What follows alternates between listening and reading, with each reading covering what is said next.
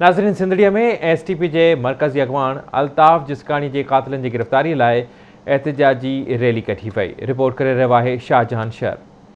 सिंध तरक़ी पसंद पार्टी के wise chairman Altaf जिस्कानी के कातिलनि की अदम गिरफ़्तारी के खिलाफ सिंध तरक़ी पसंद पार्टी पारां कामरेड अकबर शर, एजाज शर, करीम किरियो की अगवानी में सिंधड़ी के मेन चौक का प्रेस क्लब सिंधड़ी ताईं एहतजाजी रैली कढी सख्त नारेबाज़ी कई वई। उन मौके ते इन्हनि आवाज़ टीवी न्यूज़ सां पंहिंजा वीचार वंडींदे चयो त ये शहीद के 12-14 ॾींहं थिया आहिनि। अॼु ॾींहं ताईं शहीद अल्ताफ़ जिस्कानी जा कातिल गिरफ़्तार कोन थिया आहिनि ऐं पूरी सिंध सरापा एहतजाज आहे। असां टंडो अलाहियार जी नाहल इंतज़ामिया के चऊं था तो वो शहीद सिंध अल्ताफ़ जिस्कानी के कातिलनि के गिरफ़्तार कन। सिंध तरक़ी पसंद पार्टी क़ौम परस्त पार्टियुनि में उहा वाहिद पार्टी आहे जॾहिं बि सिंध ते के बि मसइला थिया आहिनि तो सिंध तरक़ी पसंद पार्टी ऐं कायद जनाब डॉक्टर कादिर मंगसी जदोजहद कई आहे। असां सिंधड़ी में प्रेस क्लब जे अॻियों एहतजाजी मुज़ाहिरो उन करे शहीद असांजो अल्ताफ़ जिस्कानी के 14-15 ॾींहं थी विया आहिनि, अञा ताणी हुन जा कातिल ज़ाहिर न पिया थियनि। असांखे सम्झ नथी पए त इहे कातिल किथां विया।